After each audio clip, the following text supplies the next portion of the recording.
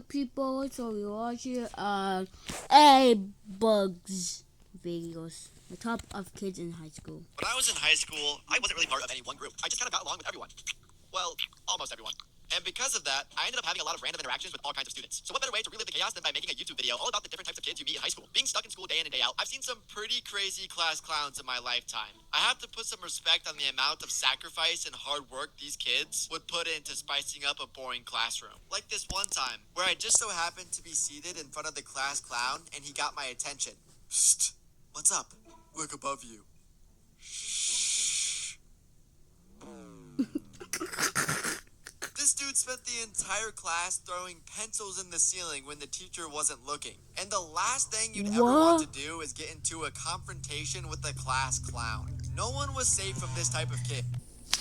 Sorry guys. Not Sorry even guys the for that. teacher. Now, can someone give me an example of a problem that can be solved? Sorry for that, guys. Your outfit. Haha, very funny. Once you have a wife that dresses you for work, come talk to me. What? Is your wife Scooby-Doo? Is you out here looking like Shaggy? Alright, Everett, enough. Let me get back to the lesson. The only thing you need to get back to is the mystery machine. Everett, I'm warning you. Play that. Ceiling when the teacher wasn't looking. Nah. And the last thing you'd ever want to do is get into a confrontation with crazy. the class clown. Yeah, I need to watch no that one again. was safe from this type of kid. Not even the teacher. Now, can someone give me an example of a problem that can be solved? Yeah. Your outfit. Haha, very funny. Once you have a wife that dresses you for work, come talk to me. What? Is your wife Scooby-Doo? Is you out here looking like Shaggy? Sorry guys, I'm Alright, leaving. Everett, enough. Let me get back to the lesson. The only thing you need to get back to is the mystery machine. Everett, I'm warning you. The only thing that needs warning here is the receding What the hairline hell? on your head. Car your forehead and airport the way a whole plane can land on it. Now that is a problem that cannot be solved. Just give up, bro, and go bald so I can slap the shit out of your shiny scalp. He's cooking your ass. Alright, man. You win. Just go to the principal's office already. Damn. These type of students are so bad that they're good. I know for a fact I would not have been able to stay awake in some of my classes if we didn't have these loose cannons keeping things interesting. Now, have you ever had one of those days where a paper is due, but you haven't even started it yet, and then the teacher completely forgets to collect it? What a relief. Teacher, aren't you forgetting about the papers that are due today? Oh, hell no, man. What the fuck? Oh, thanks for reminding me. Although, we don't have enough time left in class today to grade them. That's no problem. I'll stay after school to help grade them for you. Or I can massage your feet while you work.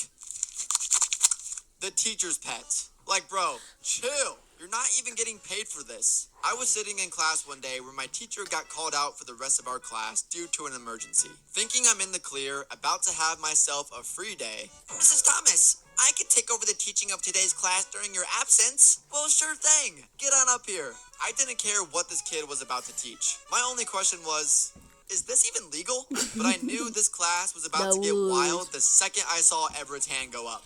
Yes, Everett? So, teacher, was the moon landing real or fake? It Real. was definitely real. There's scientific proof, and actually, that's debatable. If you look closely at the footage, there's no stars in the sky. And don't even get me started on the shadows. Shadows don't lie. You wouldn't want me to pull up all of my Reddit-backed research now, would you? You cannot forget the Redditor. There is just no winning an argument against these type of kids. When I was in debate class and had to face up against one of these kids wearing a I paused my game to be here shirt, I knew I was going to get absolutely cooked in front of the entire class. I'm a gamer myself, so I can relate to these guys quite a bit. But sometimes these types of students take things to an extreme. Like, there is no reason to show up to school in a Pikachu cosplay. Save that for the Discord kittens at home. Putting that aside, being paired with these type of kids in a group project practically made me feel useless with the type of IQ they harness. Hey man, do you need any help? Let him cook, man. Free A+. Free A+. And speaking of nerds, we cannot forget about the band kids. And yes, I can call them nerds because I too was a band kid.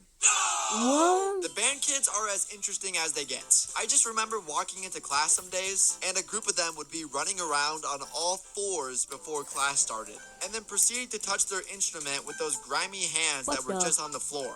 Hey dude, can you hold on to my instrument for me while I tie my shoes real quick?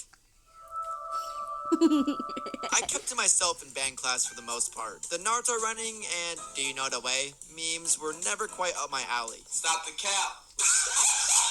And by the time I got to my senior year, I was ready to get the hell out of there. So I did. I quit. And fast forward years later, I am now a germaphobe.